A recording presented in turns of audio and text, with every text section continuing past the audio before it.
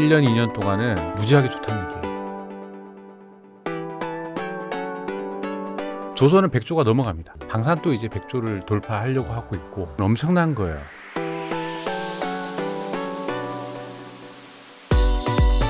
고정 댓글을 타고 오세요. 르네상스 자산운용의 이건규 대표님 어서 오십시오. 네, 안녕하세요. 원래 격월 이건규인데 네, 이제부터는 매월 네. 월간 이건규 하는 겁니까?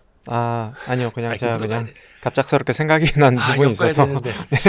엮어야 되는데 어떻게 보름 이번 달은, 이건규 네. 안 됩니까? 아닙니다. 아니 실제로 예. 지난번 영상에도 그렇고 종종 네, 우리 주식계 허준 선생님 네. 맥 짚는 일을 네. 이거 월간으로 해야 된다. 아, 격월은 너무 멀다. 네. 이래가지고요. 그래서 이게 격월 정도 해야지 이게 매달 말씀을 드리면은 제가 틀리는 경우가 더 많이 발생을 할 거예요.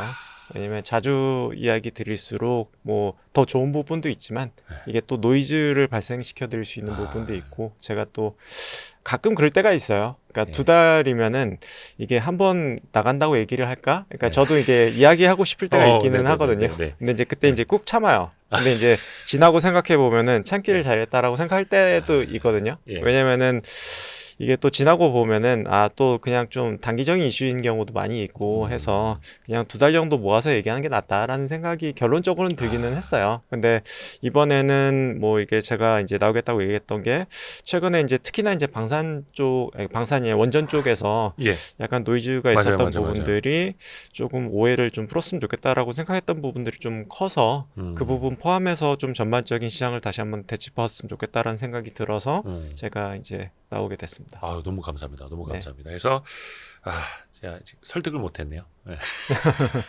그래서 격월 이건규 시간인데 네, 9월은 특별판, 네, 맞습니다. 특별판 부록, 네, 네. 부록. 그러면은 10월에는 또 나오시는 거죠? 뭐 그 9월에 나왔으니까 나 10월엔 건너뛰면 안 돼. 이런 말씀하시면 안 됩니다. 원래는 그럴 생각이었는데 뭐 상황을 봐서 조금 결정하면 여러분, 좋을 것 같습니다. 댓글 많이 네. 달아주세요. 댓글로 네. 우리 이건규 대표님을 압박해 주십시오. 네. 그러면은 조방원 이야기하는 겁니까 오늘?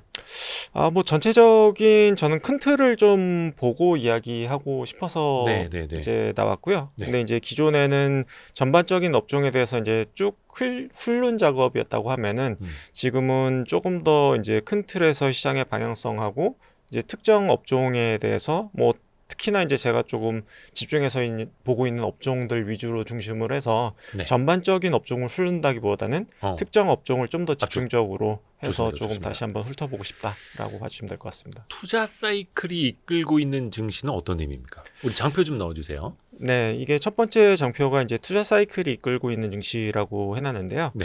왜냐면 저는 이제 주식을 볼 때 조금 단순화할 필요가 있다고 생각을 해요. 네. 왜냐면은 시장에는 굉장히 많은 이슈가 있고 노이즈가 굉장히 좀 많거든요. 그래서 시장의 다양한 이슈들을 보다 보면은 굉장히 헷갈릴 때가 많아요. 그래서 어떤 이슈가 나왔을 때는 뭐 이렇게 긍정적으로 한없이 보이다가도 뭐 어떤 이슈가 나오면은 한없이 부정적으로 보이기도 맞아요, 하고 맞아요. 계속해서 심리가 왔다 갔다 한다라는 거죠. 그래서 이제 거기에 흔들리다 보면은 이게 방향성을 잡기가 힘든 부분이 있습니다. 그래서 저는 투자하는 데 있어서 가장 중요한 거는 이게 전체적인 시장의 방향성도 그렇지만 기업도 마찬가지로 핵심적인 지표가 무엇인가를 저는 찝어야 된다고 생각하거든요. 그래서 이제 예를 들어서 뭐 전체적인 시장도 그렇지만 기업도 마찬가지로 내가 이러이러한 지표를 보고 가겠다. 그래서 다른 이슈가 발생한다고 하더라도 이 핵심적인 지표만 내가 보고 있는 지표만 문제가 없다고 하면은 계속해서 가져가겠다라고 하는 핵심 지표가 있어야 된다고 저는 생각을 해요. 그래서 이제 지난 기간 동안에 이제 핵심 지표가 뭐였을까를 생각을 해본 거죠. 네. 그래서 뭐 지난 2년 3년간을 되돌아봤을 때는 뭐 전쟁 이슈도 있었고 뭐 환율 문제 그리고 특히나 이제 미국 같은 경우는 이제 국채 문제라든지 이자율이라든지 인플레이션이라든지 굉장히 다양한 이슈가 있었음에도 불구하고 미국 증시는 계속해서 신고가를 찍었던 부분들이 있었다라는 거죠. 맞아요. 근데 뭐 미국 증시가 올랐는데 뭐 미국 소비가 좋았던 것도 아니고 뭐 특별히 경제가 좋았던 것도 아니었거든요. 근데 이제 왜 올랐을까를 생각해 보면은 결국에는 이제 AI 투자 쪽이 굉장히 좀 좋았고 그리고 이 캐펙스 사이클 AI 투자 캐펙스 사이클이 결국에는 증시를 끌어올렸다라고 저는 생각이 되는 것 같아요. 결론적으로 얘기했을 때는. 그래서 이 투자 사이클을 계속된다고 하면은 네. 좀 단순화해서 시장을 바라본다고 했을 때는 그러면은 미국 시장도 그렇게 이제 꺾이지 않지 않을까라는 단순한 논리로 이제 접근을 한 거죠. 그래서 지금까지 시장을 이끌어왔던 그 이슈 AI 네. 투자 사이클이 네. 지속적으로 가능하다면 네. 네. 그래서 시장은 그래도 뭐 조금 안전하게 그러니까 뭐 우상향 트렌드에서 막 크게 바뀌지 않지 않을까라는 생각에서 이제 접근을 한 거고요. 그래서 향후에 이제 향후 트렌드를 봤을 때는 적어도 향후 1년간, 그러니까 뭐 2년, 3년 후는 모르겠어요. 네. 왜냐하면 이제 캐펙스 이제 계획이라는 부분이 이제 변경이 얼마든지 가능한 거고 2년, 3년치의 캐펙스에 대한 계획은 다 있어요. 그렇죠. 예, 전망치는 다 있어요. 근데 그게 맞을지 틀릴지 수정이 될지는 알 수 없는 부분이 있는데 뭐 1년치는 어느 정도 조금 가시성이 있다라고 좀 보이거든요. 네, 근데 네. 이제 향후 1년치를 보면은 확실하게 증가하는 트렌드가 유지된다라고 보여지는 것 같기는 해요. 그리고 이제 또 한 가지 좀 안전판이 될 수 있는 부분이 기존에는 이제 미국 기업들만 이제 민간 기업들만 투자했다고 하면은 예. 이게 소버린 AI가 붙어준다라는 부분이 이제 저는 AI에 조금 더 이제 중요한 부분이 될 수 있다. 각 나라별 지역별로요. 그래서 왜냐하면 이제 기존에는 이제 미국 기업들만 투자했지만 이제 미국에 이제 종속될 수 있다라는 불안감이 들면서 유럽을 비롯해서 일본, 우리나라까지 이제 정부가 나서서 데이터 센터를 투자하기 시작했기 때문에 AI 투자에 대해서 물론 이게 버블이냐 아니냐 뭐 이런 논란들이 많이 있긴 하지만 계속해서 투자는 지속될 것 같다라는 게 뭐 제 결론인 것 같아요. 그렇기 때문에 뭐 향후에 뭐 관세가 됐던 뭐 향후에 뭐 어떤 뭐 또 다른 이슈가 나오겠죠. 하지만 전반적인 시장의 흐름 자체는 만약에 AI 투자 사이클이 크게 꺾이지만 않는다고 하면 전체적인 트렌드는 그래도 유지 쪽으로 가는 게 맞지 않나라는 생각이 뭐 제 기본적인 틀이다라고 말씀드릴 수 있을 것 같고요. 근데 이제 왜 이렇게 투자가 유지되냐를 예. 보면은 결국에는 요 부분인 것 같기는 해요. 기본적인 방향성은 이제 뭐 오픈 AI 그래서 챗GPT뿐만 아니라 뭐 퍼플렉시티, 뭐 제미나이 뭐 이런 쪽에서의 전쟁이 끝나지 않는다라는 부분이 기본적인 부분일 것 같아요. 일단 빅테크들도 AI 투자에서는 뒤처져서는 안 되고. 네, 그래서 뭐 이게 뭐 메타뿐만 아니라 뭐 테슬라를 비롯해서 누구도 이제 여기서 투자를 줄일 생각이 없고 그리고 여기서 투자를 줄이는 순간 그냥 뒤처지고. 완전히 저 뒤쪽 나락으로 가는다고 보면 될 것 같아요. 예. 왜냐면은 한번 업데이트 될 때마다 그냥 제미나이가 업데이트 되면 제미나이가 제일 성능이 좋고 맞아요. 오픈 AI가 이제 챗GPT가 업데이트되면 챗GPT가 제일 좋고 새로운 버전이 나올 때마다 그 새로운 버전이 제일 훌륭하거든요. 엎치락 뒤치락. 네, 그래서 네. 계속 엎치락뒤치락 하기 때문에 제가 아는 친구도 제미나이 이제 퍼플렉시티, 챗GPT 세 개 다 유료 버전을 쓰거든요. 네네네. 근데 세 개 다 끊지 않는 이유가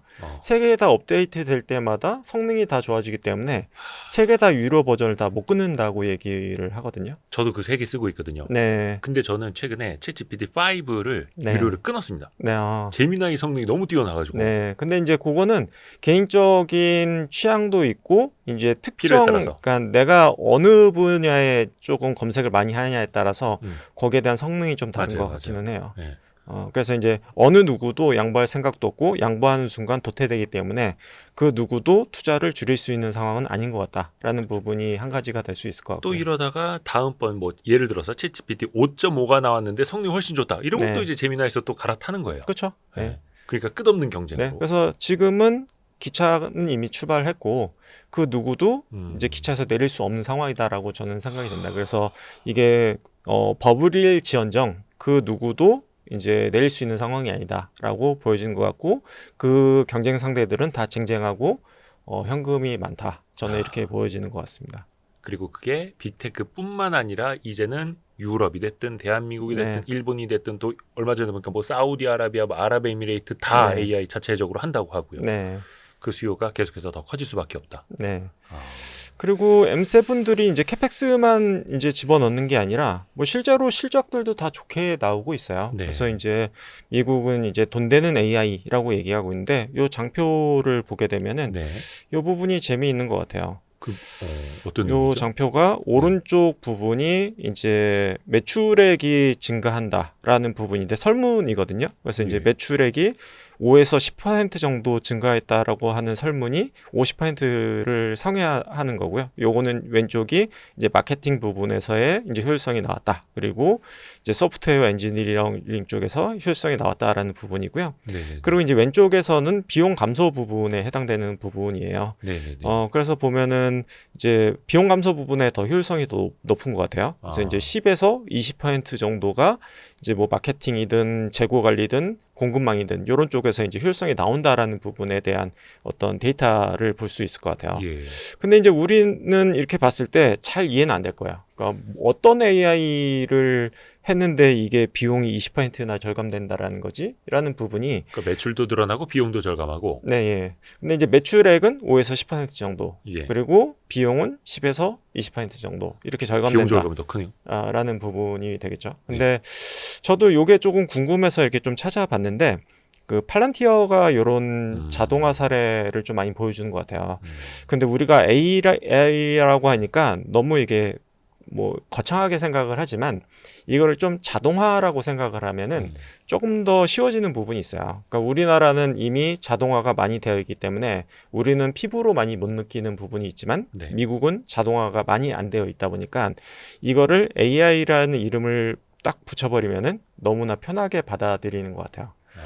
그래서 예를 들어서 이제 팔란티어 AI 사례를 제가 이렇게 봤거든요. 예. 근데 이제 재미있었던 게 재미있으면서도 약간 가장 충격적이었던 사례가 뭐냐면은 햄버거 체인이었는데 햄버거 체인에 이제 본사에서 4명에서 5명이 하루 종일 하고 있는 일이 전화기를 들고 전국의 체인에 전화를 해서 너희 소스 재고 몇 통 남았어.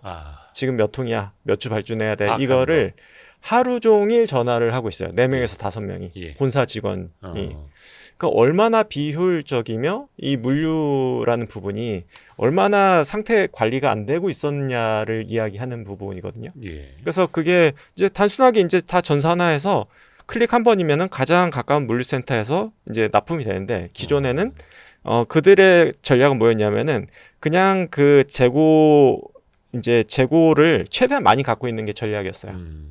왜냐면은 떨어지지 않게. 언제 떨어질지 모르고 내가 이제 본사에다 연락을 해도 이게 언제 도착할지 모르기 때문에 그 전에는 이제 제일 가까운 물류센터 이런 것도 따지지 않았던 거예요.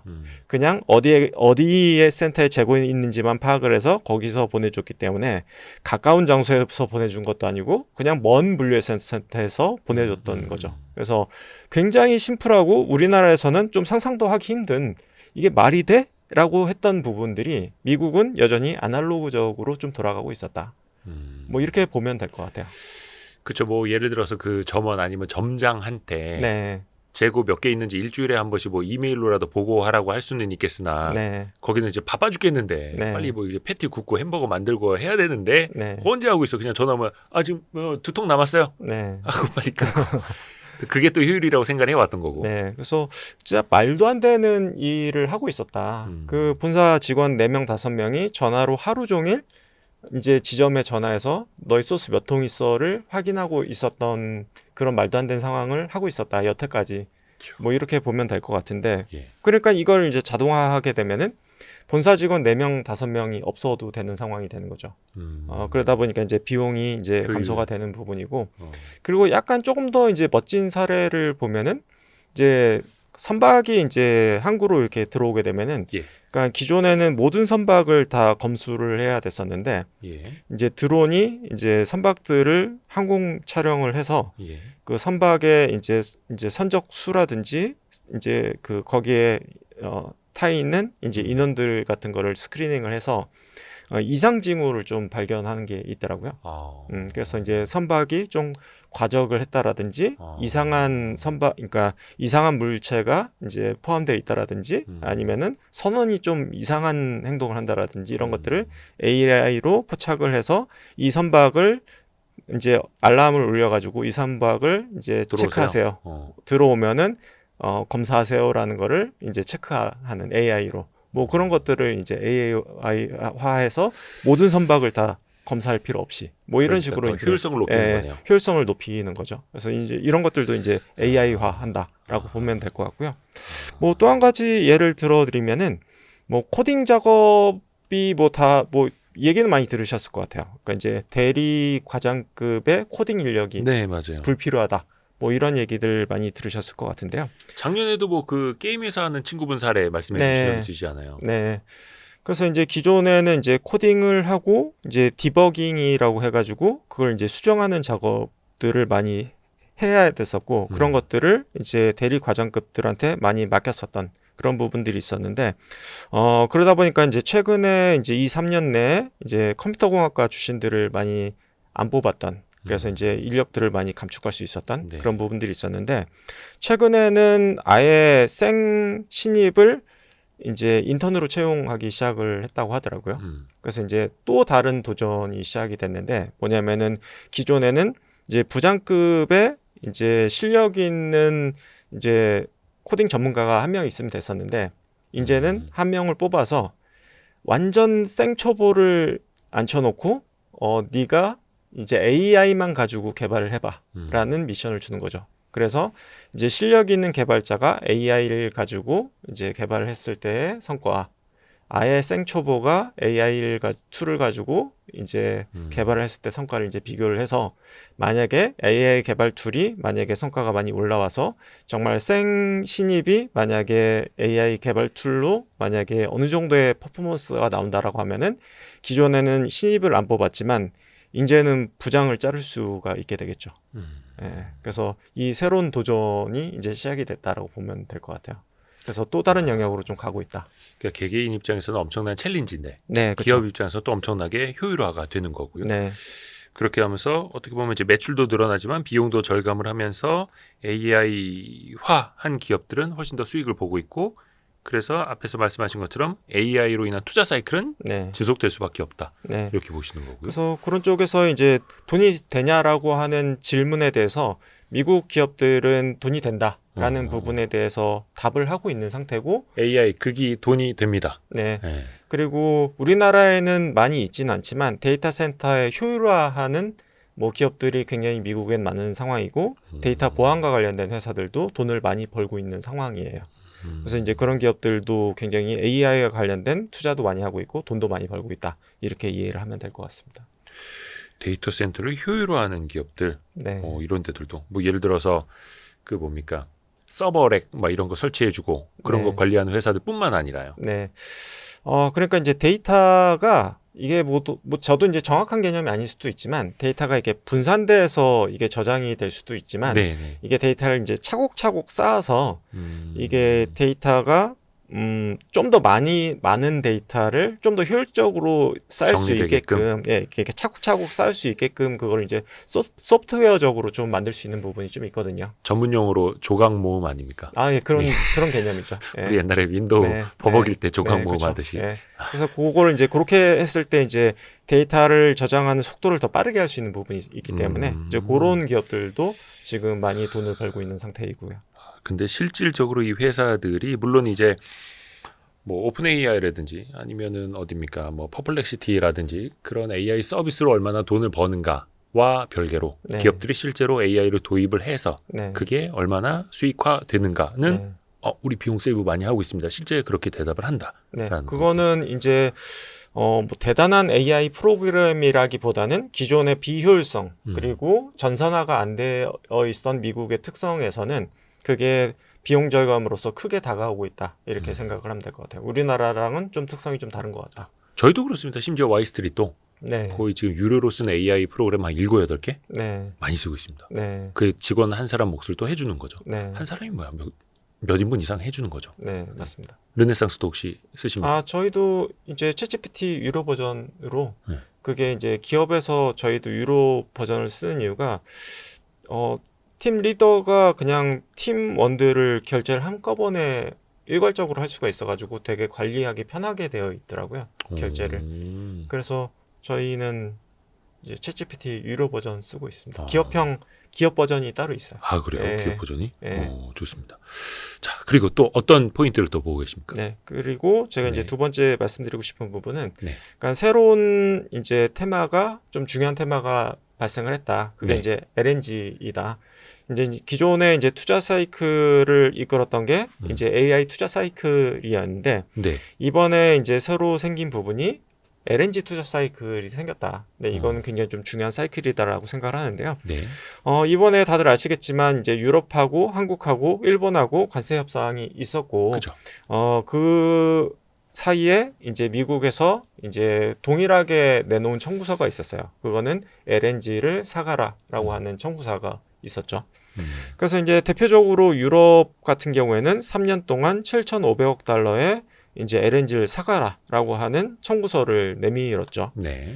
그렇게 이걸 만약에 사가려고 하면은 이제 관세 협의에 따라서 이제 수입을 3배 늘려야 되는 부분입니다. 그래서 유럽에서는 미국의 의존도가 21에서 70%까지 올라가게 되고요. 그리고 이제 수입 물량이 거의 한 2배에서 3배 정도 증가해야 되는 부분입니다. 그래서 이렇게 만약에 증가하려고 하면은 지금으로서는 불가능한 상태예요. 이게 지금의 수출 캐파라든지 수출 터미널이라든지 지금의 캐파로는 불가능한 상태이기 때문에 열심히 투자를 해야 되는 상황이에요. 수출 캐파를 늘려야 되는 상황이다라고 보면 될 것 같습니다. 그래서 LNG 관련된 투자가 활발히 증가할 수밖에 없는 상황이다. 이 부분은 2년, 3년 내에 엄청나게 투자가 증가해야 된다. 근데 이게 언제부터 해야 되냐? 당장 올해 하반기부터 투자가 시작이 돼야 된다라고 봐주시면 될 것 같습니다.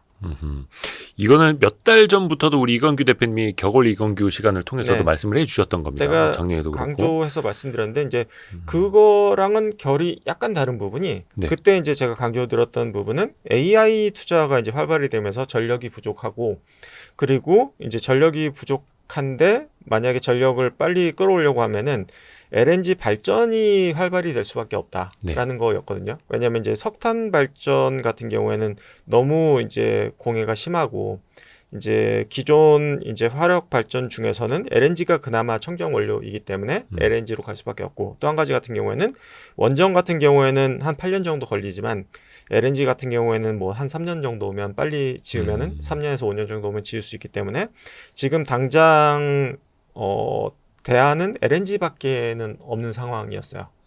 그래서 LNG 발전이 빨리 이제 수요가 증가하기 때문에 LNG에 투자해야 된다라는 게 메인 아이디어였고요. 이거는 이제 그 AI 투자랑 연결되어 있었던 거죠. 근데 이제 이거는 또 별개로 이제 LNG 수입하고 연관이 되는 부분이 새로 붙어졌다라고 보면 될 것 같아요. 미국 입장에서요? 아니면은? 미국 입장이든 아니면은 LNG 밸류체인이든 어차피 LNG 밸류체인, LNG 발전 체인에 똑같이 수혜를 받아요. LNG 발전 체인도. 네, 그래서 좀 더 이제 기존의 아이디어가 강화됐다라고 보면 될 것 같아요. 기존 업체들이 수혜폭이 더 강화가 됐다. 이렇게 이해를 하면 될 것 같습니다. 아하. 그러니까 예전부터도 계속해서 그 LNG 분야 밸류 체인을 많이 강조해 주셨었고, 네. 그게 LNG 발전에다가 LNG 수입에 대한 수요까지 같이 네. 덧붙여졌다. 네. 2배입니까?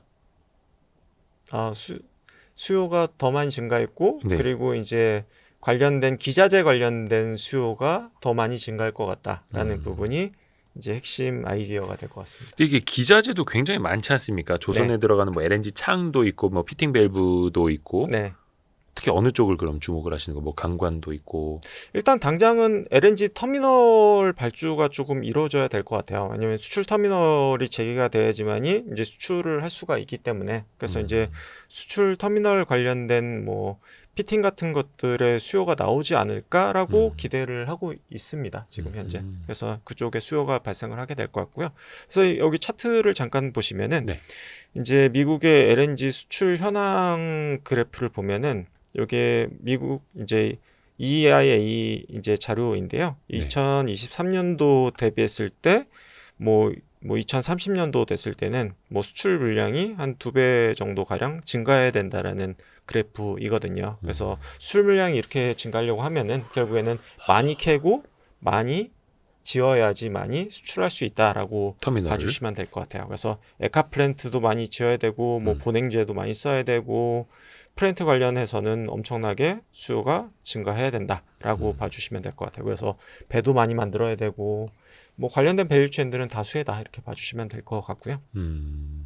LNG 관련된. 그러니까 당장은 LNG 수출 터미널 관련된 네. 피팅 쪽의 수요부터 비롯해서. 근데 이거는 이제 미국 쪽 아닙니까? 미국의 수출 터미널이고. 네. 근데 거기에 우리 기업들이 기자재 네. 같은 걸로 이제 같이 수출을 할 수 있는 그런 입지에서요. 네. 그러면은 이게 토탈 엔지니어링 입장에서도 그러면 수혜가 될 수도 있는 거예요? 근데 이제 당장 가벼운 것들은 이제 피팅이라든지 아니면은 단조라든지 이런 쪽에 좀 수혜를 볼 수가 있을 것 같고요. 네. 당장 뭐 엔지니어링이라든지 이런 쪽은 현지 업체들이 있어서 국내 업체들이 수혜를 볼지는 조금 미지수인 것 같기는 해요. 그 업체와 그러면 거래하는 피팅 단조부터. 네, 그냥 좀 더 가볍게 수출할 수 있는 기자재들이 수혜를 볼 수 있을 것 같기는 해요. 좋습니다. 네.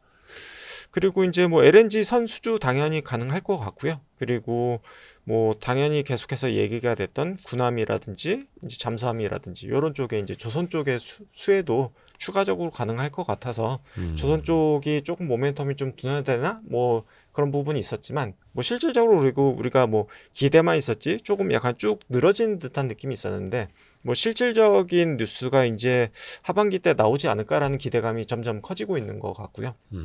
그리고 조금 최근에 좀 기대감이 좀 커지는 것들은 이제 발전용 엔진도 좀 기대감이 좀 커지는 것 같아요. 발전용 엔진이요? 네. 그러니까 선박 안에 들어가는 발전용 엔진이요? 네, 선반용 발전용 엔진이 외부로 나오면은 이게 그냥 그것만 가지고 데이터 센터의 그 예비 전력용 발전용 엔진이 되는 거거든요.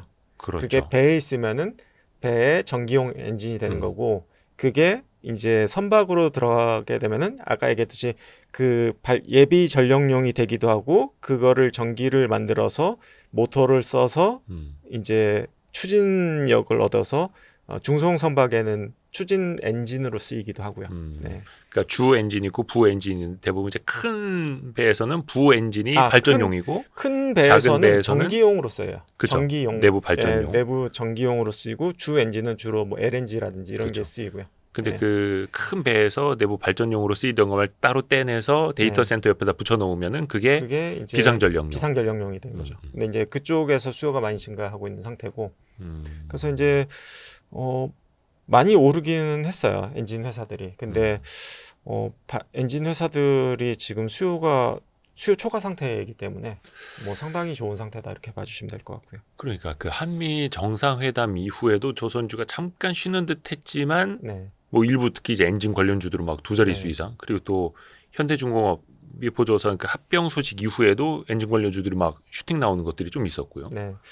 특히나 이제 군함 같은 경우에는 중소형 이게 막 대형 선박은 아니거든요. 약간 중소형 선박에 네, 해당이 네, 되는데 네. 중소형 선박들이 이제 디젤 엔진이 들어가요. 근데 이제 디젤 엔진은 조금 대형 선박하고는 좀 다르게 어떻게 보면 좀 더 이제 마이너하거나 조금 많이 안 쓰이던 엔진인데 그게 이제 수요가 확 증가할 걸로 보여서 관련된 회사가 뭐 주가가 좀 좋고 그런 부분은 좀 있었죠. 저희가 얼마 전에 최강식 상무님하고 조선방산 특강 네. 진행했거든요. 네. 와 진짜 그 열띤 네. 강의가 있었는데 네. 조선주 2년 이상 투자하신 분이 네. 한 수십 배 버신 분 계세요. 근데 네. 내가 이것도 몰랐다니 무릎을 탁 치고 가시더라고요. 그런 후기도 실제로 있습니다. 네. 그래서 여러분 아직 늦지 않았습니다. 조선방산 특강 네. 예, 고정 댓글 있으니까 꼭 들어주십시오. 이게 그러니까 최강식 상무님과 그 얘기 했거든요. 최강식 상무님이 조선방산 베스트 애널리스트잖아요. 네. 근데 많은 분들이 그거예요. 네. 배가 저 위로 날아가고 있어. 네. 스페이스X 스타쉽처럼 하늘 위로 치솟고 있으니까 저거 네. 내 거 아니라고 보는 거예요. 음. 이미 물론 이제 월간을 하면 좋겠습니다. 격월 이건규 시간을 통해서 많은 네. 분들이 조선 LNG 뭐 들으셨겠습니다만 네. 지금도 저거를 내가 신규로 새로 사면서 저걸 쫓아가라는 거에 엄두가 안 나시는 것 같아요. 그럴 수 있죠.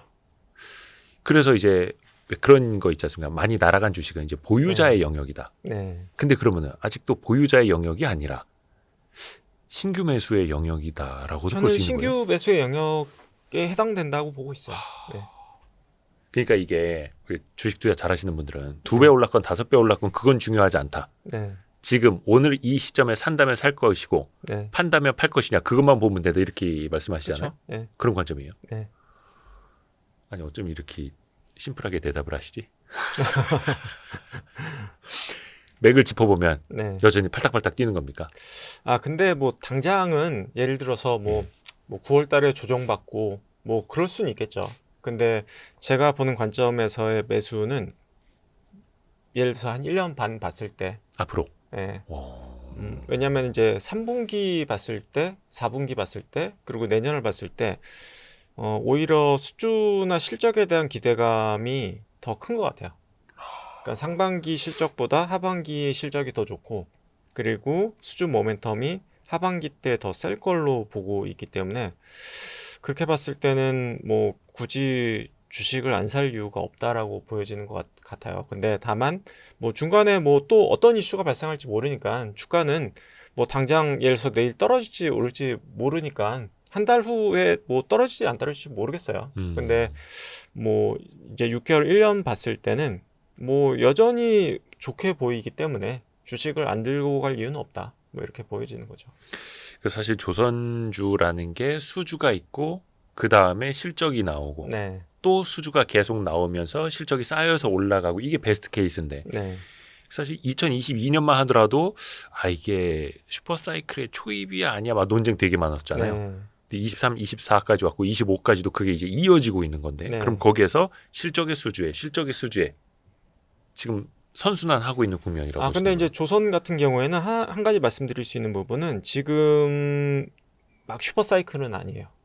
그러니까 조선 사이클은 그냥 괜찮은 사이클 정도이고요. 우리나라 기업들이 좋은 부분은 뭐냐면은 이게 미국이 중국을 견제하면서 그러니까 한국의 마켓 셰어가 증가하고 있어요. 그러니까 중국의 수주가 보다는 중국으로 쏟아졌던 수주가 우리나라로 많이 몰리고 있는 상태이기 때문에 한국 수주가 많이 증가하고 있다. 그러니까 전체적인 수주 규모는 그러니까 작년에 비해서 엄청 늘어난 건 아니에요.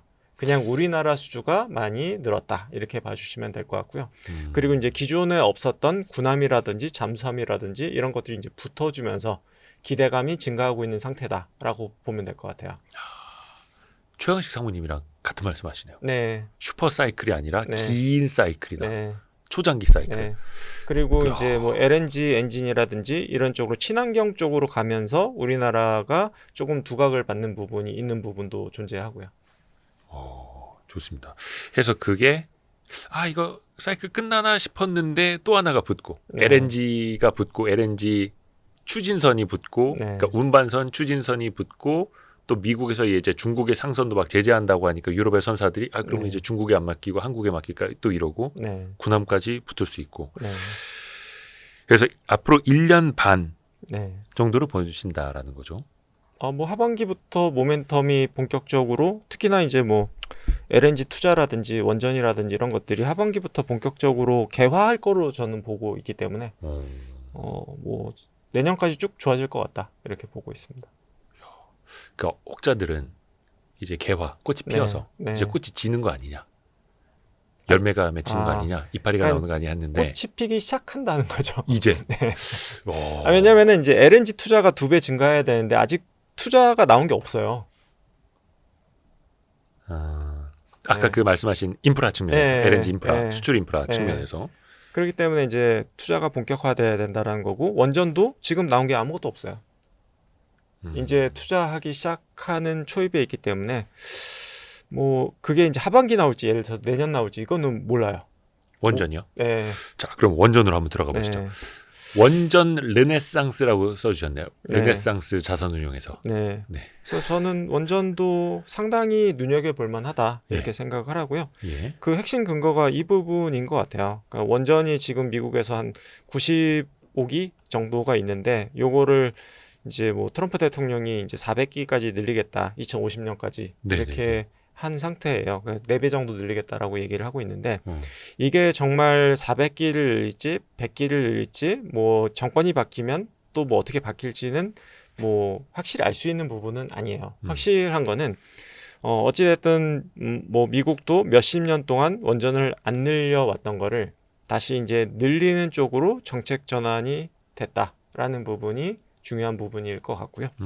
그리고 미국은 이제 79년도에 이제 쓰리마일 섬에서 원전 사고가 예. 발생을 했고 그때 이후로 원전에 대해서 약간 줄이는 쪽, 그러니까 더 이상 늘리지 않는 쪽으로 진행이 되어 왔어요. 네.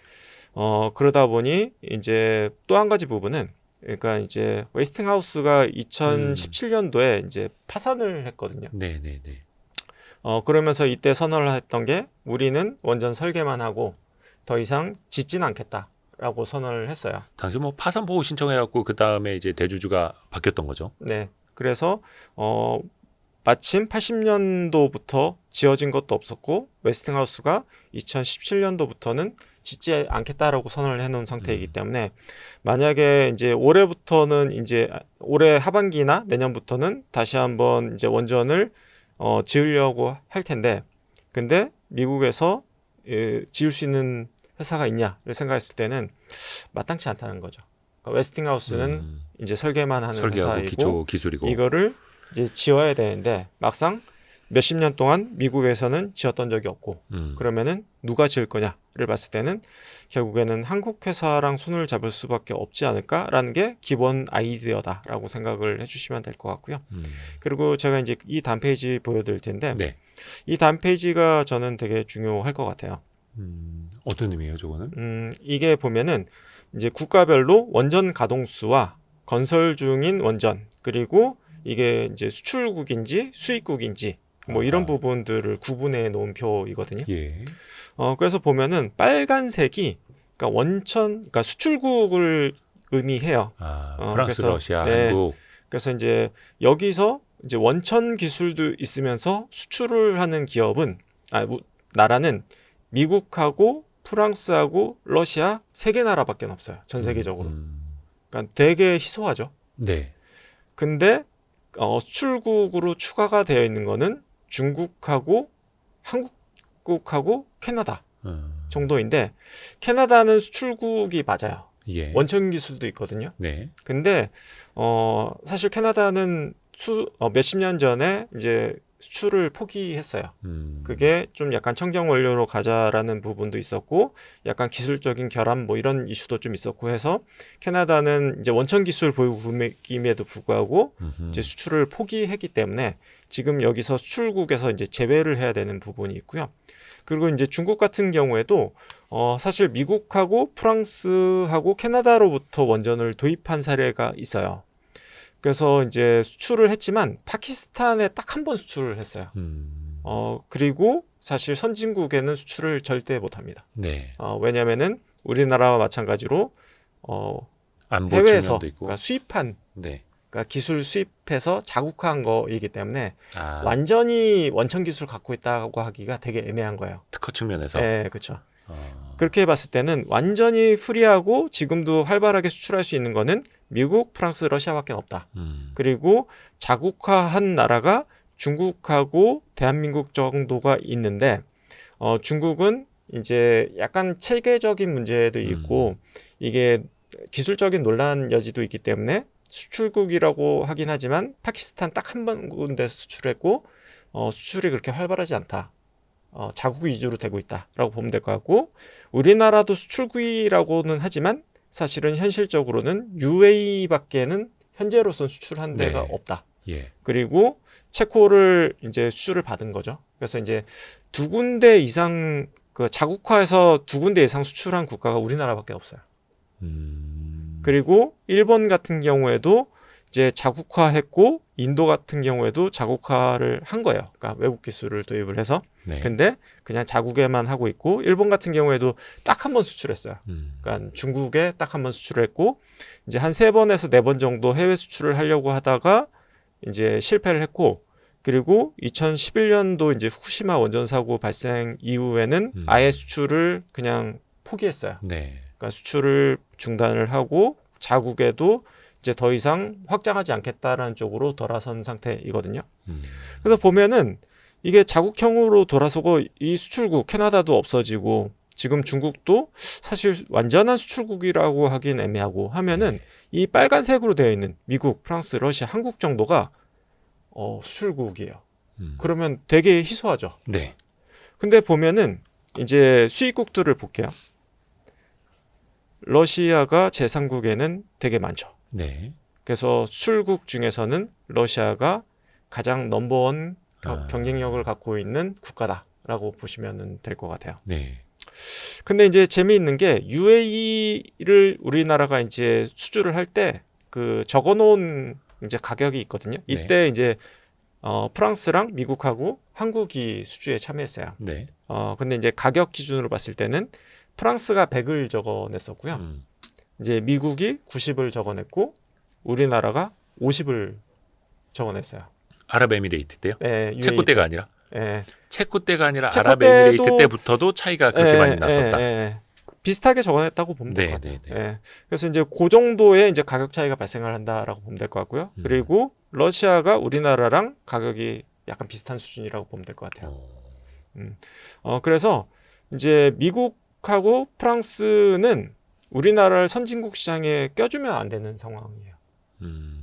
그러니까 이거는 이제 그냥 제 개인적인 생각입니다. 네. 예, 저는 뭐 원전 전문가도 아니고 이쪽 업계에 대해서 빠삭하게 알고 있는 건 아닌데 그냥 상식적으로 생각했을 때는 어차피 선진국에서 할 수 있는 거는 유럽에서는 프랑스, 미국에는 미국 한 군데 밖에 없는데 네. 여기다가 한국을 껴주는 순간 50% 가격을 들고 들어오는데 이걸 껴준다? 이게 말이 안 되지 않을까요? 껴주는 순간 이거 자기네들이 시장을 지니까 한국한테 지니까 그냥 다 내주겠다라는 네, 의미잖아요. 네, 네, 네. 그래서 체코 원전을 수주할 때도 미국만 딴지를 건 게 아니라 사실 프랑스도 맞아요. 프랑스도 딴지를 EDF 도. 걸었어요. 예. 그 정도로 되게 폐쇄적인 시장이다라고 봐주시는 게 맞고요. 그러니까 체코 하나만 보는 게 아니라 체코에서 네. 밀리면 딴 데서도 밀린다. 그냥 끝장나는 거죠. 예. 그러니까 네. 총력을 다해서 대한민국을 그냥 막아라. 막아야죠. 예. 그리고 이제 미국이 이제 슬쩍 놔준 부분이 있죠. 동남아랑 이제 중동은 네가 나가도 돼라고 놔준 부분이 있는데 왜 놔줬냐? 그냥 상식적으로 생각했을 때는 그쪽은 미국이 갈 수 없는 시장이에요. 그 가격으로. 러시아한테 경쟁이 안 되는 시장이에요. 네, 네, 네. 근데 이제 뭐 이 신문지상에는 이제 굴욕적인 계약이다라고 표현을 했지만 네. 저는 그렇게 보이지는 않는 것 같아요. 왜냐하면은 원전 한기 매출액이 보통 10조에서 12조 정도 하거든요. 네. 근데 여기 로열티 이제 지출 금액이 한 2,400억 정도가 돼요. 네. 그러면은 2.4% 정도의 로열티 금액이거든요. 그러니까 현금으로 주는 거는 2.4%예요. 근데 뭐 다른 사업해 보시는 분은 아시겠지만 로열티 금액으로 2.4% 정도 지불하는 거는 막 터무니없는 금액은 아니에요, 사실은. 사실 뭐 어디 카드 결제 수수료, 네. 온라인 결제 수수료만 해도 그 엄청 정도는 되죠. 터무니없진 않다라고 예. 보는 게 맞을 것 같고, 그리고 9천억 정도는 이제 기자재 매입 대금으로 지불하겠다라는 거. 그죠. 그거는 그냥 주는 게 아니라 그만큼 네. 우리가 물건을 사서 물건을 쓰는 사겠다라는 거니까. 예. 건데 그게 주로 계측기라든지 안전 장비들이에요. 음. 근데 이제 예를 들어서 이건 그냥 제 개인적인 수수한 생각입니다. 만약에 인도에서 자국형 원전을 개발을 했고 우리가 예를 들어서 30기나 지어봤다. 대한민국보다 더 많이 지어봤다. 그러니까 우리 대한민국보다 더 싸니까 인도에서 인도 거 써라라고 하면은 해외 진출하면서. 예, 그럼 인도 거를 쓰시겠어요?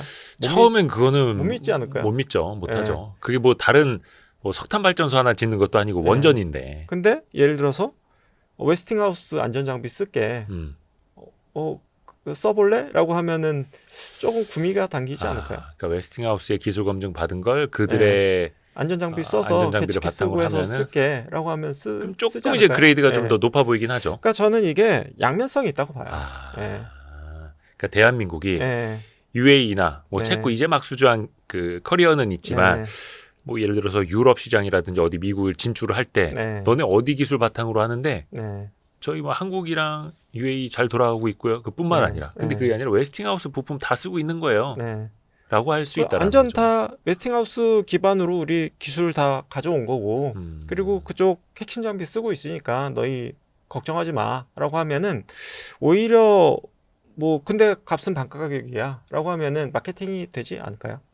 그거 아닙니까? 옛날에 쌍용차가 처음으로 차 만들 때 벤츠 엔진 심어놓고 그렇게 판매했던 거랑 비슷한 거 아닙니까? 그래서 저는 이게 그냥 보기 나름이다. 생각이 나름이고 저는 이 구조에 대해서 정확히는 몰라요. 모르지만 그냥 단순하게 생각했을 때는 정말 이게 굴욕적인가? 라는 생각 너무 과도한 표현이 아닌가. 그리고 비즈니스 세계에서는 굴욕적이라는 표현을 쓰면 안 된다고 생각해요. 너무 지나치게 외교적인 표현이다. 왜냐면은 내가 하청을 받고 있는데 굴욕적이라는 표현을 안 쓰면 안 돼요. 그냥 돈이 되면 하는 거일 뿐이지 이게 굴욕적이냐는 걸 생각하면 일을 못 해요. 어차피 원천 기술이 없으니까 네. 택할 수 있는 그냥 필요하면은 돈을 주거나 뭐 조금 기분 나쁘더라도 그냥 받아서 하는 거일 뿐이지 이걸 굴욕적이라고 표현할 필요는 없어요. 그냥 그러니까, 이거는 외교적인 표현이라고 저는 생각하거든요. 그러니까 최선이 안 되면 차선을 선택해야 아니에요. 되는 건데 네. 아마도 그냥 이게 좀 돈이 되면 하고 돈이 안 되면은 그냥 거절하면 되는 거예요. 그러니까 좀 이게 정치적으로 좀 네. 엮여서 그러니까 프레임이 됐던 것 같아요. 너무 정치적으로 엮여진 게 아닌가라는 생각이 들어서 저는 좀 아쉬움이 많이 들었던 것 같아요. 근데 이제 중요한 건 또 그거죠. 그러면 이제 뭔가 수주가 좀 나와줘야 되는데 네. 체코는 이미 이제 끝났고 네. 그러면은 이번에 뭐 구력 협상이나 뭐니 이 이슈는 일단은 좀 일단락 되는 것 같기는 한데 네. 그러면 그 다음 수주 모멘텀이 좀 나와줘야 네. 지금 싸지도 않은 그 밸류에이션이 좀 정당화 될 것 아닙니까? 원전 관련주들. 그래서 이제 제가 다시 여기 와서 한마디만 더 말씀만 더 드리고 가면요. 네. 갑자기 그래프가 저렇게 쭉 가요? 아까 보여드린 그래프예요. 이제 미국에서 이제 이걸 지어야 되는데, 이걸 지을 수 있는 거는 웨스팅하우스밖에는 없을 것 같아요. 왜냐하면은 기존에 이건 이제 대형 원전에 해당이 되는데, 미국에서 원전을 지었던 게 이제 GE랑 웨스팅하우스 두 개 회사였거든요. 네. 근데 이제 GE가 이제 대형 원전에서 손을 떼었던 거는 후쿠시마 원전 이제 사고가 나면서 이제 일본 정부가 이제 GE에 소송을 걸었어요. 그래서 이제 다행인지 모르겠지만 이제 GE가 물어주는 거는 아닌 걸로 결론이 났고 이제 도쿄전력이 다 그 돈을 물어주면서 도쿄전력은 거의 파산 직전 가서 국유화돼 버렸죠. 네. 예, 그리고 나서는 GE가 이제 대형 원전에서 손을 떼겠다라고 선언을 했어요. 그러면은 미국에서 이제 양분하고 있던 시장이었는데 웨스팅하우스가 이제 독점 시장으로 바뀐 거죠.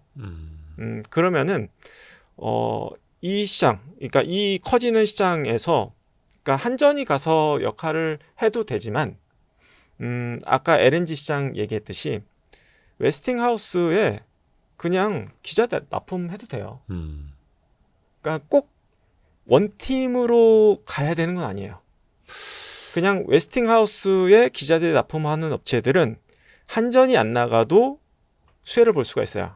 그러니까 한전, 한수원이 이기든 네. 웨스팅하우스가 이기든 아무나 이겨라. 우리는 네. 다 공급한다. 그런 업체라고 하면은 그냥 K원전이 아니어도 돼요. 그냥 수혜를 볼 수가 있어요. 그래서 이거는 좀 구분해서 볼 필요가 있어요. K원전 팀이 있고요. 그냥 웨스팅하우스의 협력사가 있어요. 웨스팅하우스의 협력사는 웨스팅하우스가 발주를 줘도 수혜를 보는 거고요.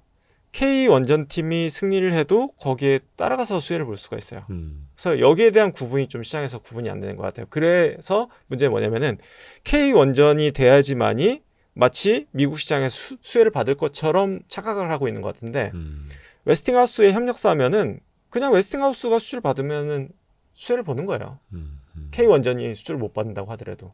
그래서 여기에 대한 약간 오해가 있는 것 같다. 일종의 파운드리처럼. 네. 뭐 퀄컴이 이기든 애플이 이기든 네. 누구 칩이 더 성능이 좋든 간에 네. 아무나 만약에 이겨라. 두 우리가 군데 다 만들어줄게. 납품하는 회사다라고 하면은 네. 다 수주를 보는 거고 그리고 또 한 가지 오해가 뭐냐면은 이게 엄청난 수익을 보는 게 아닐 수도 있어요. 뭐냐면은 예. UAE 원전에서 그럼 과연 한수원은 수익을 받냐? 뭐 많이 안 남았다 뭐 이런 비판도 좀 있죠. 적자 봤을 확률이 높을 것 같아요. 예. 이게 원래는 이제 한전에서 맨 처음 수주 받았을 때 우리가 24조 원을 적어냈거든요. 근데 공사 마지막에 끝났을 때는 40조 원대로 공사가 마무리된 걸로 알려져 있거든요. 왜냐면은 공기도 좀 길어졌고 그리고 이제 해외에서 공사 경험도 좀 적었고 해외에서 처음 원전을 지어봤으니까요. 그러다 보니까 이제 공사 대금이 엄청나게 2배 정도 늘어난 거죠. 그래서 이제 UAE가 공사 대금을 좀 덜 줬어요. 그래서 그 못 받은 금액을 뭐 한수원이 떠느냐, 한전이 떠느냐, 뭐 이런 뭐 다툼도 지금 발생을 했고 그 금액이 한 1조 2천억 정도 되는 걸로 알고 있거든요. 그래서 뉴스 플로우를 이제 종합을 해보면은 1조 원대의 적자를 낸 것 같아요. 그리고 웨스팅하우스는 과거에 이제 미국에서 이제 건설비 초과 탓에 이 파산을 했던 거거든요. 다른 이유가 아니라 예를 들어서 30조 원으로 수주를 받았는데 50조 공사비가 들어서 그 초과 공사비 때문에 역마진. 파산한 거예요. 네네네. 그래서 이번에 조인트 벤처가 이제 협상 결렬이 됐던 이유가 그거였거든요. 그러니까 이제 웨스팅하우스는 한전한테 이거 추정컨대 너희가 공사에 대한 리스크 다 가져가라고 하니까 한전이 우리 그거 할 수 없어라고 해서 조인트 벤처가 무산이 된 것 같아요. 아, 조인트 벤처 한다는 얘기는 한미 정상회담 직전에도 있었는데 네. 무산됐대요? 무산된 걸로 뉴스가 나왔었죠. 네. 음. 그래서 꼭 이 한전이 나가는 게 엄청난 호재가 아닐 수도 있다. 이거 공사 잘못하면은 우리나라 한전이 없어질 수도 있어요. 그러니까 이게 원전이라는 게 뭐 네. 다른 것처럼 이렇게 뭐 그냥 집 지어주는데 대충 뭐 냉난방 공사 덜 하고 그냥 뚜껑 닫아주고 끝나는 게 아니라 원전은 네. 아 우리가 10조 원 더 들 것 같으니까 좀 네. 압력 봐서 뚜껑은 닫지 맙시다 할 수는 없는 거니까 다 근데 이제 지어놓고 끝내야 되는 거니까. 대부분은 원전 공사는 이게 엄청난 공사이기 때문에 중간에 뚜껑을 안 닫을 수가 없잖아요. 그렇죠. 그래서 대부분 공사비가 막 늘어나고 공사비를 더 받기는 해요. 아. 근데 이거를 정말 큰맘 먹고 나 그거 계약대로 할래 이래버리면은 이게 진짜 골 때려지는 거죠. 나는 30조에 계약했는데 이래버리면 이제 서로 이제 황당해지는 거죠. 그러니까 공사비 올려달라고 해서 공사비 안 올려주면은 그냥 공사 현장에서 철수해버리는 게 재건축 아파트에서도 나타나는데 네, 그게 하물며 원전이라면 네, 뭐 하여튼 기싸움을 또 벌이겠죠. 그렇죠. 근데 어찌됐든 간에 네. 그 사이에서 근데 보통은 엄청난 리스크가 커진다. 이제 보통 합의점을 찾고 예. 보통은 올려줘요. 어. 예, 올려주고 합의점을 찾는데 웨스팅하우스는 아무튼 그 원가 때문에 파산이 됐었다. 그러면은 한전이 미국에서 원전을 지어본 적이 없을 거잖아요. 그럼 그 그러니까 미국에서 원전을 지으면 우리나라 짓는 것보다 두세 배 원가가 많이 들 거거든요. 근데 그게 완벽하게 원가 파악이 될까? 그러면은 한전이 미국에 나간다는 게 꼭 긍정적이지만은 아닐 수도 있다. 그러니까 입찰이라는 게 경쟁 입찰이라는 그래서 무서운 거죠. 네. 이기려고 싸게 쓰기는 하는데 그러다 네. 역마진 날 수도 있고. 근데 어찌됐든 간에 그래서 경쟁 입찰에 참여하는 그 주체가 아니라 네. 누가 이기든 거기에 협력하는 협력사는 네. 낫다. 네. 그리고 UA 원전이 예를 들어서 한전은 적자 봤다고 해도 거기에 들어갔던 기자재 업체나 건설업체는 다 수익을 봤어요. 그 프로젝트 당사자가 네. 아니라 물건만 이제 납품하고 네. 공사해주는 데니까. 그렇죠.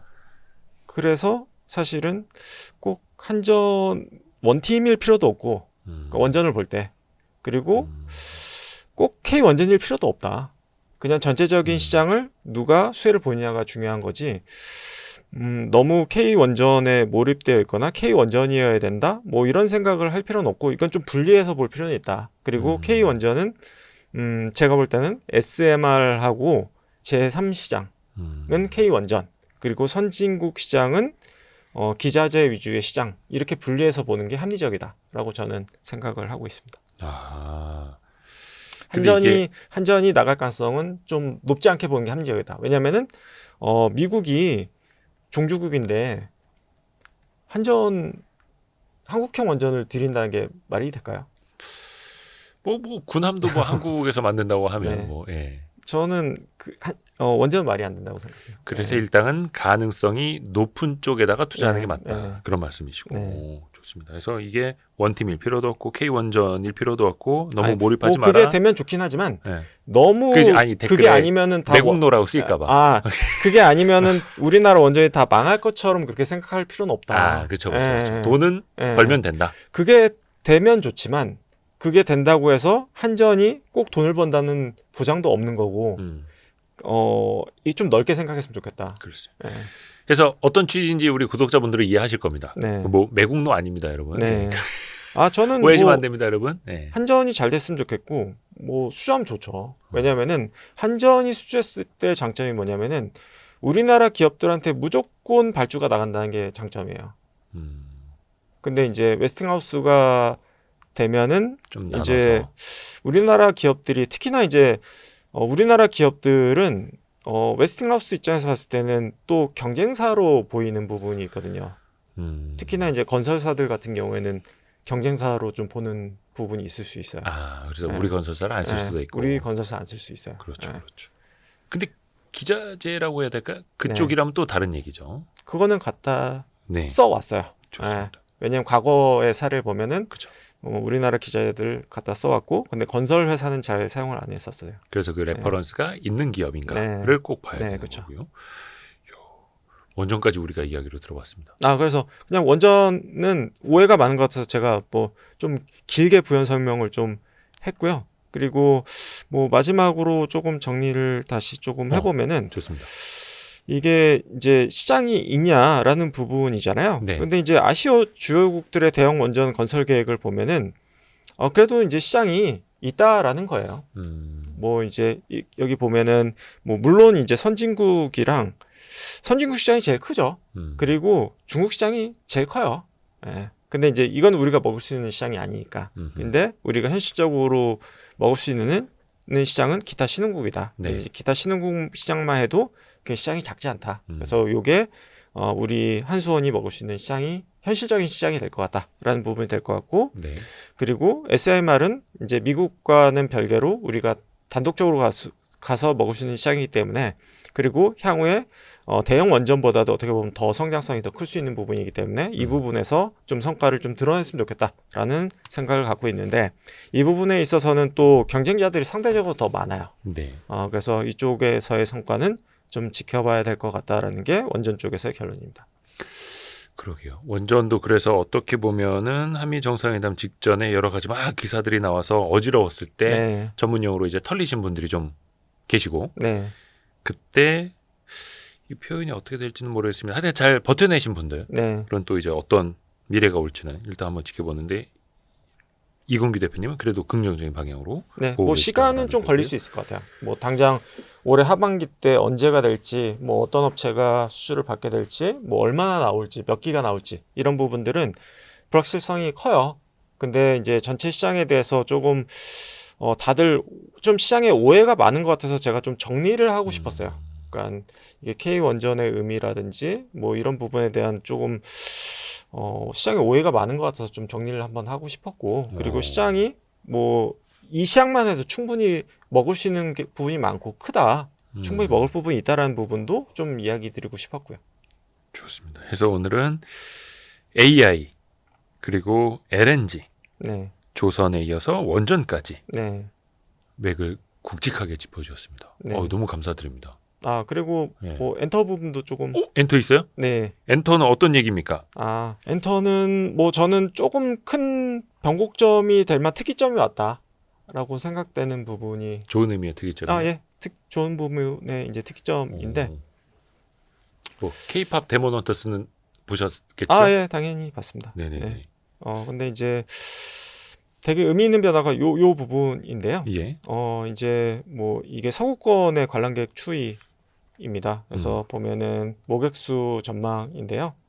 보면은 이 막대 그래프가 이제 관람객 수입니다. 서구권 모객 수인데, 요게 이제 의미 있게 올해 이제 크게 증가했다라는 부분이 될 것 같아요. 그러니까 공연을 했을 때 관람객 수라고 보면 될 것 같아요. 근데 이제 서구권이라고 하면은 이제 유럽 쪽하고 북미권의 관람객 수라고 보면 될 것 같아요. 그렇죠. 이제 뭐 공연도 엄청나게 잘 되고 있고.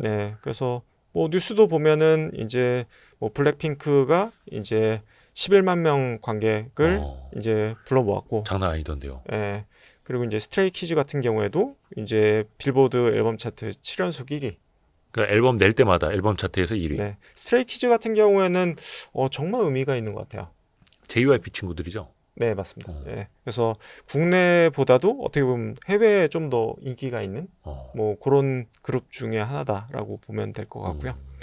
그리고 이제 요 부분도 좀 재미있는데, 뭐 베이비몬스터 같은 경우에는 이제 뭐 이게 신보가 없는데도 이제 MD, 그러니까 뭐 이제 기념품 이런 것만 팔았는데도 실적이 엄청나게 많이 나왔다라는 부분이 되게 인상적인데, 그러니까 이제 기본적인 베이스가 좀 많이 달라진 것 같아요. 그러니까 기본 저력이 조금 달라졌다. 그래서 기본 베이스가 확 커져 있기 때문에 예를 들어서 우리나라에서만 공연을 하면은 뭐 예를 들어서 5만 명 관객 동원할 수 있겠지만, 그러니까 매일 공연을 할 수는 없잖아요. 그렇죠. 그러니까 365일 공연할 수는 없잖아요. 근데 예를 들어서 유럽에서 공연하고, 미국 가서 공연하고, 캐나다 가서 공연하고, 일본 가서 공연하고, 한국 가서 공연하고, 이렇게 되면은 계속해서 이제 5만 명씩 이게 공연을 찍어낼 수 있다라는 거죠. 그러면은 이게 돌아가면서 계속해서 이제 스케줄 비지 않게 공연을 계속해서 찍어낼 수 있는 부분이 있고, 그리고 이제 MD 매출은 이제 아티스트들한테는 조금 미안한 얘기일 수 있겠지만, 네. 엔터사들한테 남는 게 많아요. 그러니까 이제 아티스트한테 아티스트보다 엔터사한테 배분해줄 게 별로 없어요. 예를 들어서 응원봉이라든지 뭐 그건 티셔츠, 그냥 상품이니까. 예, 뭐 컵, 뭐 이런 것, 액자, 뭐 이런 것들은 이제 아티스트한테 별로 배분할 게 별로 그러네요. 없거든요. 공연 수익이나 네. 음원 수익이나 네. 아니면 어디 방송 출연 이런 거는 네. 칼같이 나눠야 네, 되는데. 그렇죠. 응원봉 뭐 이런 것들은 사실 뭐 좀 허접한데 뭐 4만 원, 5만 원 이렇게 그쵸, 하거든요. 그쵸. 예. 네, 그런 것들은 그냥 엔터 기획사가 이제 그대로 이제 수익으로 남는 거여서. 근데 이제 해외 공연도 보면은 실황을 보면은 해외 팬들도 다 들고 계시더라고요. 이젠 다 그렇죠. 네, 그래서 그게 이제 일상화되어 있기 때문에 10,000명 중에 나만 없으면 안 되니까. 네. 네. 근데 그 되게 재미있어요. 네. 그래서 저도 보면서 저거를 왜 사지? 뭐 이런 생각이 들긴 하는데 나만 없으면 되게 소외감이 들겠더라고요. 그러니까 영화관 갈 때 네. 팝콘 안 먹으면 이상한 약간 이런 네. 느낌이고 네. 또 다 같이 있는데 네. 요즘에는 그러더라고요. 응원봉도 이렇게 들고 있으면은 네. 이 안에 그냥 LED 반짝이는 게 네. 아니라 전체를 다 이게 관장을 하면서 시스템적으로 어떤 문양했다가 색깔 바꿨다가 막 하니까 네. 그게 같이 움직이는 거잖아요. 와이파이로 이제 연동이 돼서 색깔이 바뀌는데 그렇죠, 통신으로. 그게 이제 다른 응원봉이면 거기에 색깔이 연동이 안 되니까. 그래서 그게 뭐 작년 시즌 응원봉 가져가면 또 안 네. 된대요. 네. 그래서 이거는 왜 EPL이나 메이저리그 구단이 조금씩 유니폼 바꾸는 거. 네. 새 유니폼 사라고. 그런 느낌인 거 아닙니까? 응원봉이. 네.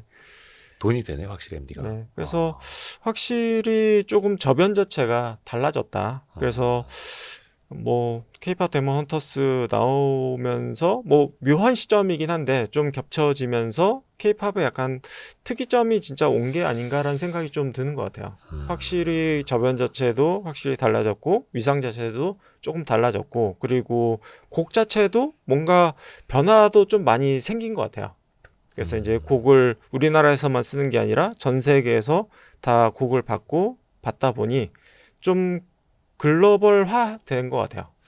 그렇더라고요. 그래서 왜 어떤 앨범에 참여할 작곡가들한테 곡을 여러 개를 받는데 네. 한국에서 기존에 몇십 개를 받았다면 네. 이제는 글로벌 작곡가들 그것도 쟁쟁한 사람들한테만 또 수십 개 수백 개를 받고 네. 그 중에서 걸러내고 네. 그러니까 진짜 좋은 노래만 남는 거죠. 네.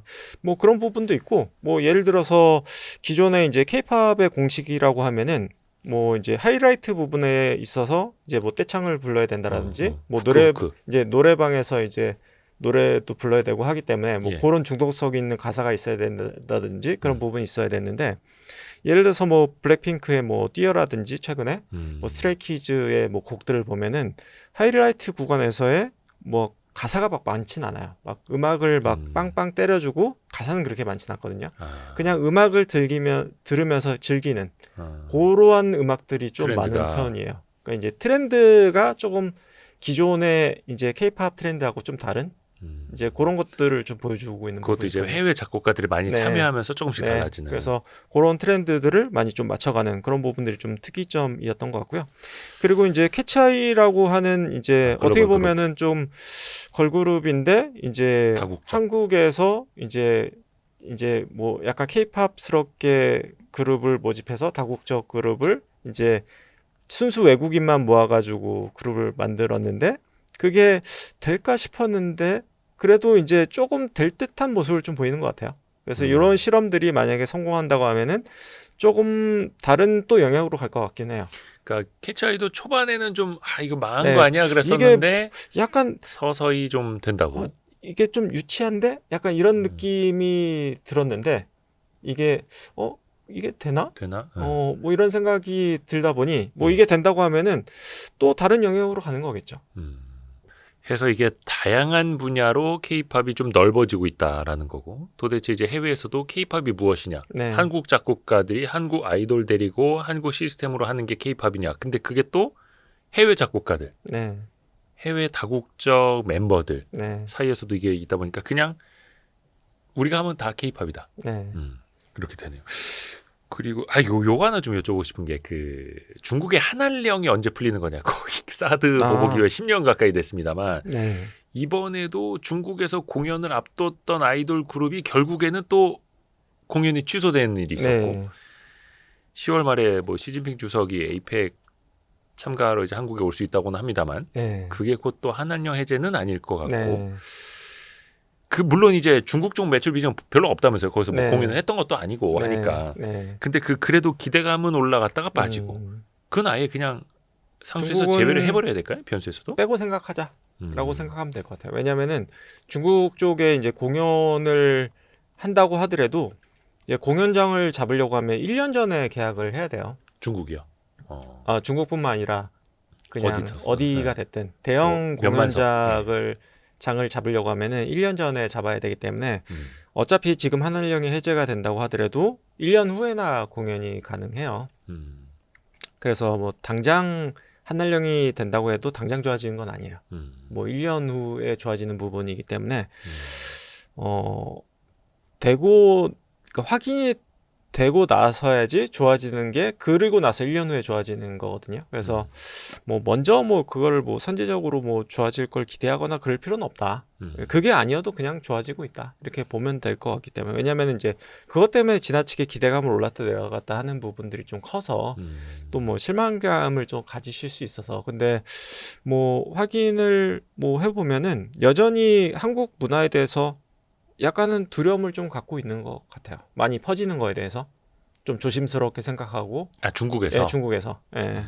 그래서 그런 부분들이 여전히 존재하는 것 같아서. 뭔가 이제 문화의 힘이 네. 또 원체 무서우니까. 네. 그래서 거기에 대해서는 아직까지도 중국에서 조심스럽게 여기는 분위기가 형성되어 있는 것 같고, 그리고 굳이 풀어줘야 될 이유도 막 많지는 않은 것 같아요. 중국 입장에서. 네, 중국 입장에서 봤을 때. 그래서 거기에 대한 기대감은 그냥 낮춰놓고 보자. 기본적으로. 그러니까 중국 기대감은 그냥 빼고 네. 미국, 유럽 다른 글로벌 네. 시장에서 네. 동남아 그것만으로도 충분히 지금 제 역할을 하고 있다. 그러게요. 그 내년 3월쯤이라나요? 그 BTS 컴백하는 시기가 네. 아직 한 반년 정도는 남아 있고. 네. 그래서 뭐 BTS뿐만이 아니라 다양한 가수들도 네. 다양한 그룹들도 계속해서 그리고 올라오고 과거에도 보면은 이게 군대 갔던 아이돌이 이제 복귀를 했을 때 복귀 네. 첫 해에 되게 좀 파괴력이 있어요.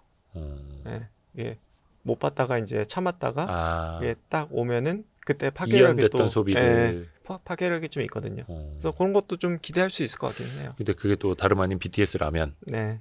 그래서 얼마나 또 이제 짜잔하고 크게 네. 나타나는지 네. 기대가 됩니다. 그래서 그 말씀해 주셨던 변곡점은 공연도 그렇고 음원 순위도 그렇고 MD도 그렇고 네. 저변 자체가 넓어졌다라는 네. 거. 네. 너무 재밌습니다. 다 준비해 주신 거 다 하셨나요? 또 있어요? 다 했습니다. 거의 빨려들다시피 들었습니다. 네. 너무 재밌습니다. 그래서 기존에도 저희가 격월 이건규 시간에 여러 섹터의 이제 맥을 다 이렇게 우리가 허준 선생님이 짚어주셨습니다만 오늘은 또 특히나 더 좋았습니다. 네. 또 많이 또 준비해 사실 주셔가지고. 하나 더 준비하긴 했는데요. 거봐. 네. 이거를 있었잖아. 할까 말까 하고 지금 시간이 좀 뭐였는데 길어져가지고 숨겨놓으시려고. 시간이 좀 길어져가지고. 괜찮습니다. 네. 네. 반도체. 네. 이거 제가 여쭤볼까 하다가 근데 그 삼성전자에 대한 의견을 몇 번 이제 바꾸셨었잖아요. 네. 기대 없었다가 네. 상반기에는 조선주를 팔고 딴 거 살 게 안 보인다. 네. 이런 말씀 많이 해주셨었고 네. 한 4월 뭐 6월쯤이었나 그때부터는 이제 하반기에 산다면 조선주를 좀 비중을 줄인다면 어떤 걸 살 거예요? 그 고민 좀 말씀해 주신 적이 네. 있었고 네. 그래서 그 대안이 과연 삼성전자나 반도체가 될 것인가 네. 이런 말씀도 많이 해주셨었는데 네. 지금은 그럼 어떤 고민을 하고 계세요? 오늘 고민이 마침 깊으신 또 것 같은데요. 고민이 좀 많은 상황이고요. 예. 근데 이제 하이닉스에 대한 고민이 조금 있는 상태예요. 뭐냐면은 하이닉스가 워낙 HBM에서 좀 잘 했었기 때문에 예. HBM이 과연 이제 마켓시어를 뺏길 것인가라는 부분이 좀 중요한 핵심 이제 내년의 관건이 될 것 같아요. 네네네. 근데 결론적으로 얘기하면은 뺏기게 될 것 같아요. 결국에는 HBM4로 갔을 때는 삼성하고 마이크론하고 이제 하이닉스가 나눠먹는 시장이 되지 않을까 싶은 생각이 들고요. 그래서 기존에 하이닉스가 뭐 HBM에서 마진이 뭐 70에서 75%였다고 하면은 결국에는 50% 정도 수준으로 이제 마진이 좀 줄어드는 시장으로 가는 게 아닌가라는 생각이 드는 것 같아요. 그래서 하이닉스의 이제 어닝 모멘텀은 올해 3분기 피크로 조금 떨어지는 쪽으로 가지 않냐. 그래서 이제 OP 마진이 조금 피크 찍고 좀 떨어질 수 있지 않을까라는 생각이 좀 들다 보니까 네. 그래서 뭐 하이닉스의 뭐 절대적인 이익이 줄어든다라기보다는 OP 마진이 조금 줄어들게 되면은 주가 자체는 확실히 좀 안 좋을 수 있는 부분이 있기 때문에 근데 이제 3분기까지는 전자가 됐든 하이닉스가 됐든 이제 서프라이즈가 나올 것 같아요.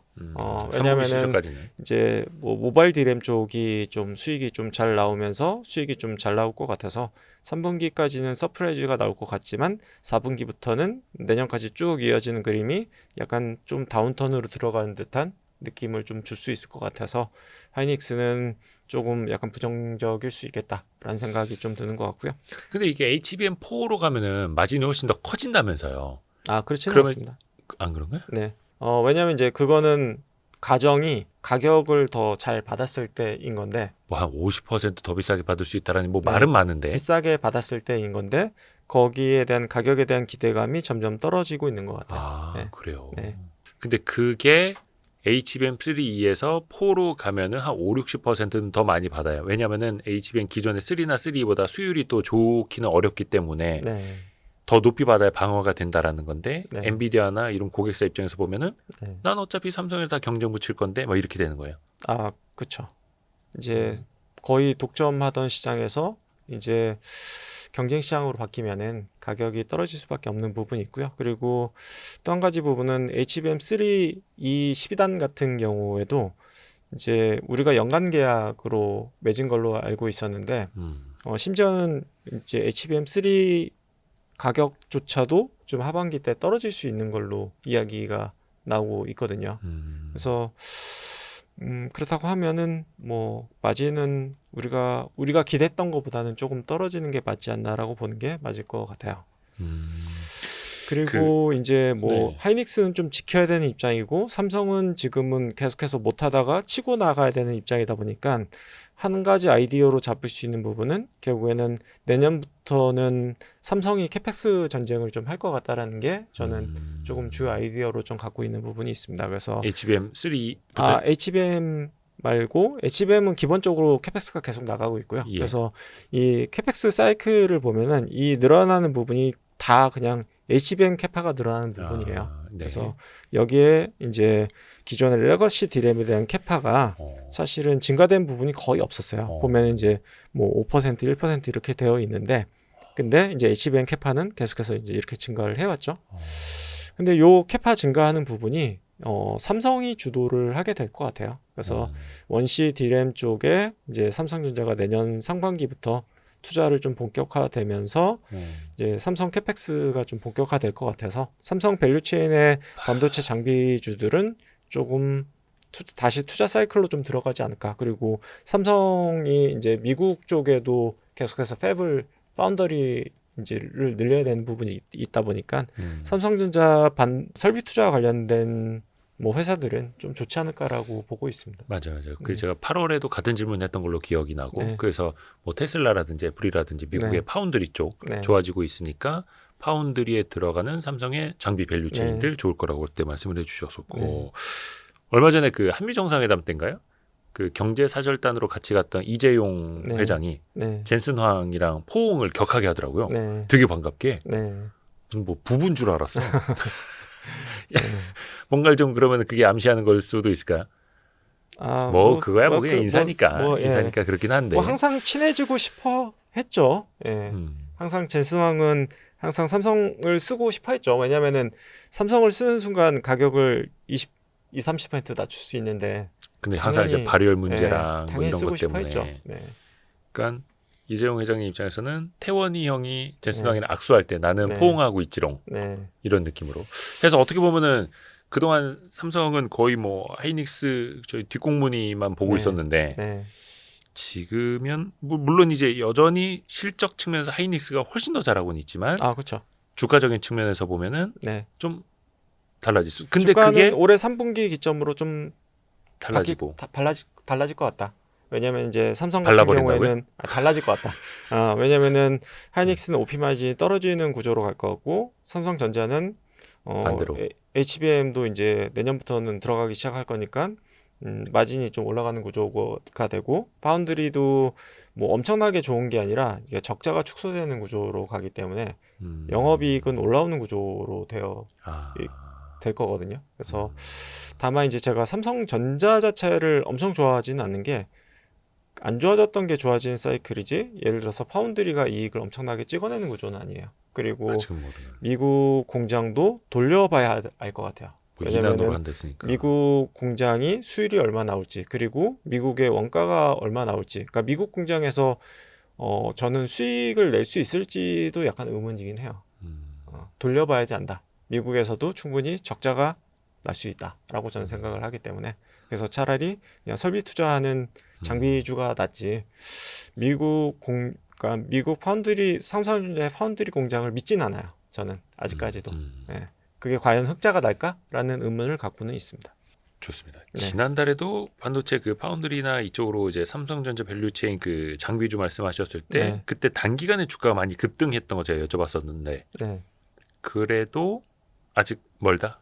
내년까지도 저는 삼성전자 캐펙스 사이클은 계속 된다라고 보고 있기 때문에 뭐 계속 가져갈 만하다. 근데 이제 다만 뭐 이제 중국 쪽에 이제 투자가 조금 미국에서 장비 이제 도입을 좀 제한한다라는 뉴스가 있었기 때문에 그게 좀 아쉬운 부분이긴 하지만 이 부분 좀 지켜봐야 될 것 같아요. 그러니까 이제 미리 장비를 많이 도입해 놨다고 하더라고요. 그걸 대비해서. 그래서 이제 한 1년에서 2년, 맥스 2년까지는 돌리는 데 전혀 지장이 없다고 하더라고요. 그리고 2년 내에 만약에 또 미국에서 제재를 또 풀어주면 또 이게 또 관계없이 돌아갈 수 있는 부분이 있거든요. 그래서 2년 내에 풀어줄 수 있느냐가 또 관건이고 또 이걸 또 막 약간 긍정적으로 보자면 또 국내 투자를 또 늘려야 되는 부분이 있어요. 그래서 오히려 국내 투자가 증가할 수도 있다라는 부분으로 생각할 수 있는 부분이 있어서 그거는 이제 또 조금 긍정적으로 보자면 아까도 말씀하신 것처럼 그러면은 삼성전자 어떤 그 투자 확대에 따른 수혜주를 보자. 평택 공장을 좀 늘려야겠죠. 투자를. 어느 정도 좀 지켜봐야 될 것 같다. 명확해졌습니다. 네. 그리고 이제 또 한 가지 말씀을 드리면은 그 CXMT가 되게 약간 좀 당황스러운 기사를 냈죠. 뭐였죠? DDR4를 생산을 중단하겠다. 네, 그래서 갑자기 거기도 DDR5로 간다. 네, DDR5로 가고 HBM으로 가겠다라고 하는데 이게 장단이 있을 것 같아요. 네, 그래서 정말 잘 된다고 하면 얘네 목표대로 된다고 하면은 뭐 단점이 될 수도 있겠죠. 근데 이제 장점이 될 수도 있는 부분은 얘네가 과연 얘네 생각대로 갈 수 있을까? 왜냐하면 삼성도 지금 DDR5에서 1년 넘게 헤맸는데 얘네가 간다고 해서 뿅 하니 갈 수 있을까? HBM도 마찬가지로 삼성이 그렇게 헤맸는데 얘네라고 과연 한 번에 갈 수 있을까? 한 2년 3년 헤매지 않을까라는 생각이 드는 것 같아요. 뭐 물론 요즘에 그 어딥니까? 캠브리온인가? 하여튼 뭐 GPU도 그렇고 딥시크도 그렇고 로봇 기술도 그렇고 뭐 반도체 기술도 사실은 많이 올라온 게 사실이긴 합니다만 과연 삼성도 헤매고 있는 분야에서 CXMT 중국 기업이 한 방에 올라올 수 있을 것이냐. 그래서 오히려 뭐 기회가 될 수도 있을 것 같다. 얘네가 정말 DDR4 버리고 DDR5, HBM3로 넘어가서 만약에 2, 3년 헤매준다면 오히려 국내 기업들한테는 수혜가 될 수 있는 부분이 있어서 오히려 좀 기대감을 갖고 보게 되는 것 같아요. 오히려 얘네가 좀 헛발질을 하면은 오히려 국내 기업들이 좀 편해질 수도 있겠다. 그러니까 그게 DDR4보다 DDR5 하는 게 훨씬 더 자신들의 성장과 수익성에 좋아서 그런 판단을 한 건지 아니면 네. 일단 도전을 해보는데 네. 그게 무모한 도전에 그칠 건지는 요거는 좀 지켜봐야겠네요. 근데 DDR4보다는 확실히 뭐 DDR5랑 HBM3는 확실히 난이도가 더 있을 거기 때문에 저는 쉽지는 않을 거다라고 보고 있어요. 2, 3년 걸릴 수 있을 것 같다. HBM2, 2까지는 네. 뭐 해냈다 이런 보도는 네. 꽤 있었습니다. 네. HBM3까지. 네. 요거는 우리가 좀 긴장하면서 지켜. 네. 근데 쉽지는 않을 것 같다에 저는 조금 더 무게를 두고는 있습니다. 그리고 예. 마지막 장표 하나 더 보여드리면요. 네. 이제 뭐 밸류업 관련돼서 정말 좀 피곤하게 만들었죠. 뭐 이게 대주주 기준을 뭐 10억으로 낮추냐 마냐, 뭐 분리과세 기준 어떻게 하냐, 뭐 정말 피곤하게 만드는 것 같은데요. 결론적으로는 저는 50억으로 마무리될 확률이 높다고 보고는 있어요. 네. 그리고 자사주 의무화 뭐 상법 개정 뭐 이것도 될 것 같아요. 근데 이제 다만 아쉬운 거는 너무 많은 노이즈를 만드는 부분들이 결국은 시장 참여자를 좀 지치게 만들었다라는 부분이 굉장히 아쉬운 것 같고요. 그러니까 저게 대주주 양도세 기준, 그러니까 정부의 안으로는 50억에서 10억으로 강화하는 거였는데 네. 민주당 여당에서도 네. 그냥 현행 유지하자 의견을 네. 전달했고 네. 그것만 해도 지금 거의 한 달 네. 되지 않았습니까? 네. 대표님이 말씀하신 네. 거예요. 시장은 저거 10억 원으로 절대 강화 못한다. 네. 현상 유지다인데 정부도 아직도 발표를 안 하고 있어서 네. 실기한다는 거죠. 타이밍도 더 지금 뭐 이렇게 저걸 오래 끌고 있나. 무슨 뭐 개봉박도 막 이런 거 두구두구도 하는 것도 네. 아니고. 그리고 또 연말까지는 배당소득 분리과세 최고세율 얼마로 할 건지 27.5%냐 38.5% 결정해야 되는데 네. 이것도 또 연말까지 갈 거고. 왜 그러는 걸까? 아, 뭐 이게 물론 정치인의 시간과 투자자의 그쵸. 시간은 네. 달리 흐르니까 네. 좀 우리는 막 숨 넘어가는데.